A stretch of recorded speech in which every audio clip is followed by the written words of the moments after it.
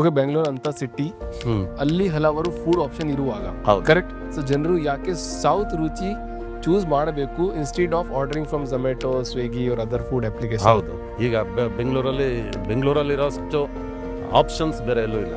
ಅಷ್ಟು ತರ varieties all ಕುಸಿನ್ಸ್ ಇಲ್ಲಿ ಸಿಗುತ್ತೆ. ಕರೆಕ್ಟ್. ಮತ್ತು ಜನ ಒಂದನ್ನೇ ತಿನ್ನಕ್ಕಾಗೋದಿಲ್ಲ, ಎಲ್ಲ ಥರ ಫುಡ್ಡನ್ನು ಟೇಸ್ಟ್ ಮಾಡಬೇಕು. ಇವತ್ತು ಪಿಜ್ಜಾ ತಿಂತಾನೆ, ನಾಳೆ ನಾರ್ತ್ ಇಂಡಿಯನ್ ತಿಂತಾರೆ, ಇನ್ನೊಂದು ದಿವಸ ಚೈನೀಸ್ ತಿನ್ನ. ಯಾಕಂದರೆ ಬೆಳಿಗ್ಗೆ ಮಧ್ಯಾಹ್ನ ರಾತ್ರಿ ಡಿಫ್ರೆಂಟ್ ವೆರೈಟಿನೇ ತಿನ್ನಬೇಕ್ಬಿಟ್ಟು ಒಂದೇ ತಿನ್ನೋಕ್ಕಾಗಲ್ಲ. ಸೊ ಎಲ್ರಿಗೂ ಚಾನ್ಸ್ ಇದ್ದಾಗ ನನ್ನ ಸೌತ್ ರುಚೀಸ್ನೂ ನೀವು ಒಂದ್ಸಲ ಟ್ರೈ ಮಾಡಿ.